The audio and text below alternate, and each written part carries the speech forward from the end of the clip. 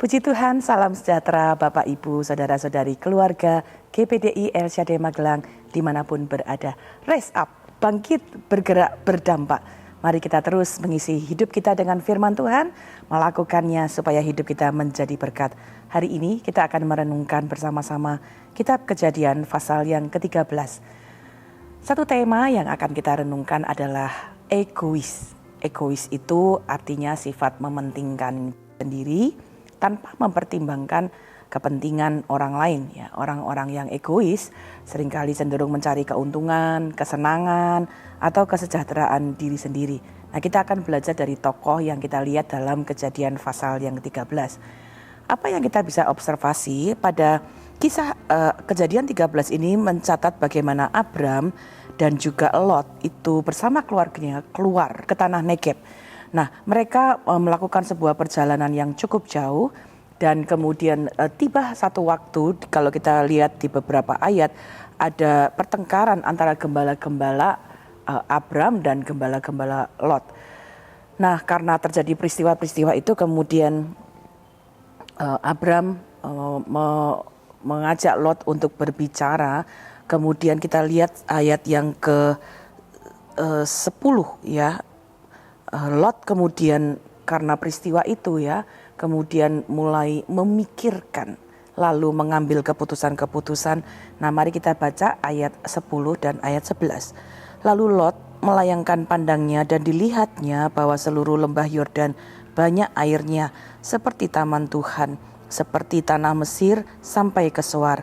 Hal itu terjadi sebelum Tuhan memusnahkan Sodom dan Gomora. Sebab itu Lot memilih baginya seluruh lembah Yordan itu. Lalu ia berangkat ke sebelah timur dan mereka berpisah. Sampai di situ. Ayat yang kita akan renungkan adalah ayat 11. Di situ ada dua kalimat yang penting yang kita bisa renungkan bersama.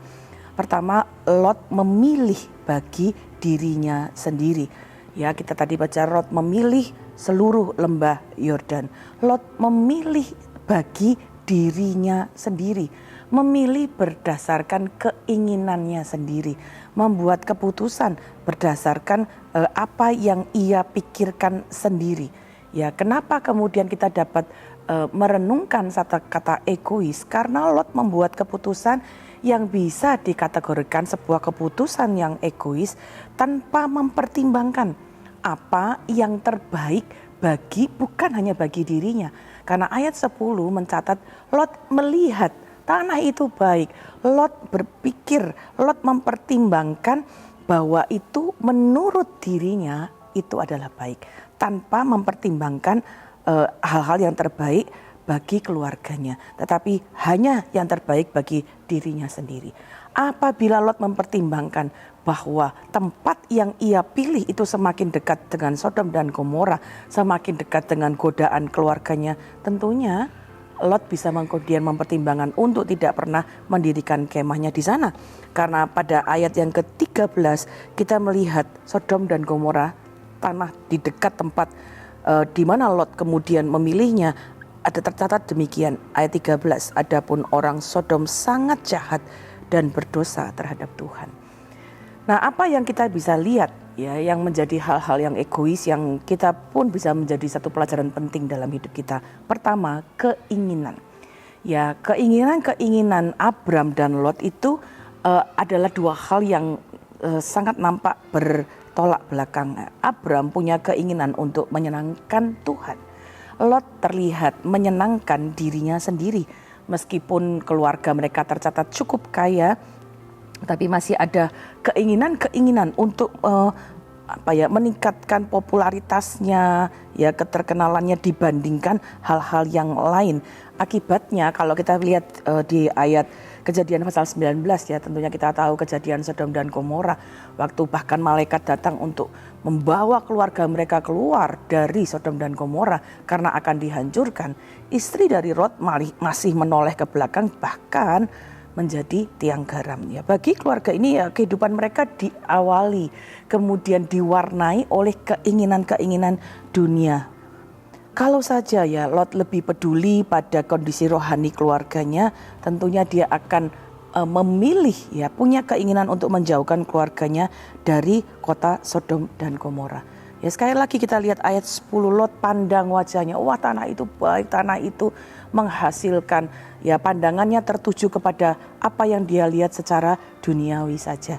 Ini yang menjadi sesuatu hal yang kita juga perlu lihat aplikasinya dalam kehidupan kita, ya, dalam kondisi keluarga kita, keluarga rohani kita, kehidupan kita.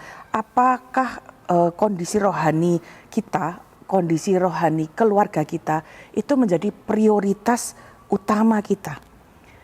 Ya, bagaimana kita dalam kehidupan kita, keinginan-keinginan kita yang kita pilih untuk hal-hal kita itu apakah sesuatu keinginan yang egois untuk kepentingan diri kita sendiri saja, atau kita juga memikirkan kepentingan keluarga kita, kepentingan orang-orang lain yang ada di sekitar kita. Pikirkan dengan baik apa yang kita inginkan. Apakah kalau kita mungkin punya keluarga, apakah kita hanya punya keinginan, wah anak-anak saya itu pinter, dia ranking, nilainya bagus, ya, lebih dari keinginan untuk mereka mengenal Tuhan dengan baik. Apakah kita hanya ingin anak-anak kita untuk mencapai prestasi, jabatan-jabatan yang baik dibandingkan hubungannya dengan Tuhan? Ya, Bapak Ibu Saudara, mari kita juga memperhatikan keinginan-keinginan kita. Apakah keinginan yang hanya berhubungan dengan keadaan-keadaan duniawi saja tanpa mempertimbangkan ya hal-hal yang rohani, terutama juga bagi kita yang ada dalam keluarga. Mari kita juga menjadi satu introspeksi ya, supaya keinginan-keinginan kita itu tidak hanya menjadi keinginan yang memenuhi kebutuhan-kebutuhan kita, tetapi juga akan mendukung, membuat orang lain bertumbuh. Karena anak-anak dalam keluarga, bagi Bapak Ibu Saudara yang punya anak-anak kita akan bertumbuh sesuai dengan apa yang juga menjadi keinginan orang tuanya ketika orang tuanya mendukung dia. Misalnya anak-anak kita ketika kita dukung, ayo sekolah yang baik, belajar yang baik, atau kamu berlatih sesuatu, mungkin berlatih musik, berlatih olahraga sehingga kamu bisa menguasainya dengan baik. Ketika mereka didukung untuk hal itu, mereka akan lakukan hal itu. Demikian juga sebenarnya anak-anak ketika didorong untuk tumbuh menjadi pengikut Kristus yang baik, didukung untuk ayo kamu rajin ke gereja, rajin ikut ibadah, rajin baca firman Tuhan, anak-anak pun akan bertumbuh menjadi anak-anak yang mencintai Tuhan. Mari kita belajar untuk dari Lot ini, untuk keinginan-keinginannya, bukan hanya keinginan yang berdasarkan keinginan pribadi, tapi juga di dalam keinginan itu kita mempertimbangkan kepentingan orang lain. Dalam hal ini keluarga kita, mungkin juga komunitas kita, sahabat-sahabat kita. Ya, mari kita mempertimbangkan itu. Kedua, hal yang kita bisa belajar dari Lot tentang keputusannya yang egois. Yang kita lihat tetap di ayat 11 dikatakan bahwa akhirnya mereka memutuskan untuk berpisah. Ya, Lot tidak lagi bersama-sama dengan Abram. Ya, ketika Lot untuk memindahkan keluarganya ke Sodom, Alkitab memberi catatan bahwa ia memilih untuk dirinya sendiri. Lot tidak pernah memikirkan apakah mempertimbangkan keputusan ini akan mempengaruhi istri dan anak-anaknya. Dia mengambil keputusan menurut dirinya sendiri, ya. Dan ini membuat kita melihat di dalam Kejadian ada catatan-catatan bagaimana ada hal-hal yang kemudian menjadi masalah. Solusi Lot itu berpisah, dan ini adalah keputusan yang buruk ya. Kenapa? Karena kita melihat Lot itu seharusnya tidak berpisah dengan Abram. Kenapa? Karena Abram ini punya pengaruh rohani yang kuat kepada Lot. Kalau Bapak Ibu baca di pasal 13 ini, beberapa kali dituliskan bahwa Abram membangun mezbah. Abram itu terlibat untuk berdoa, mencari Tuhan. Ya, Abram itu apalagi kita belajar ya, dia disebut bapak orang beriman. Sementara Lot tidak tercatat mencari Tuhan. Lot ini seorang muda karena dia adalah saudara dari Abram ya, muda, ambisius ya, dan kita lihat bahwa Lot itu lebih banyak mengandalkan apa yang menjadi pemikiran-pemikiran diri sendiri.